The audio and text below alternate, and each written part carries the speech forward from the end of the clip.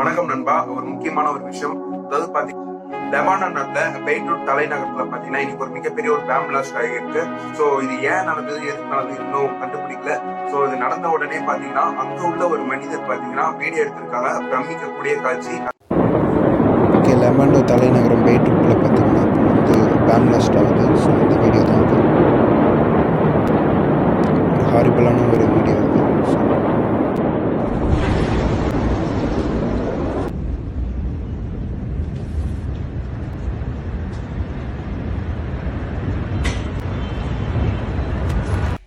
இந்த வீடியோ பாக்குறப்ப உங்களுக்கே தெரியும் எவ்வளவு கஷ்டமா இருக்கும்ட்டு.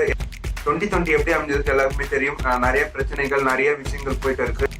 நினைச்சு பார்க்க முடியாத விஷயங்கள்லாம் ஒரு சில நேரத்தில் நடக்கு. ஏற்கனவே கொரோனா டைம்ல பாத்தீங்கன்னா ஒரு பொருளாதார சரிவை எல்லா நாடும் சந்திச்சுட்டு இருக்கு. ஸோ இந்த மாரி ஒரு சூழ்நிலை, இது மாரி ஒரு பாம்லெஸ் நடந்ததுன்னா, ஸோ ப்ரே ஃபார் லெபனான். அங்க உள்ள மக்கள்கள், அங்க உள்ள அனைத்து மக்களுக்கும் நம்ம ப்ரே பண்ணுவோம். இந்த மாரி ஒரு டைம்ல இதே மாரி ஒரு வீடியோ வந்திருக்கு. ஸோ கொஞ்சம் கஷ்டமா தான் இருக்கு பாக்குறதுக்கு. ஓகே நண்பா, லெபனான் பாத்தீங்கன்னா வெஸ்டர்ன் ஏசியால இருக்கு. அதாவது பாத்தீங்கன்னா சிரியாவோட பார்டர் தாண்டி தான் இருக்கு.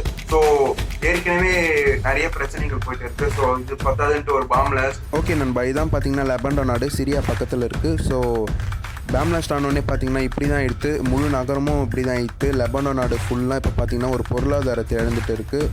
ஸோ கொரோனா டைமில் இப்படி ஒரு நிலைமை ரொம்ப கஷ்டமான நிலைமை தான்.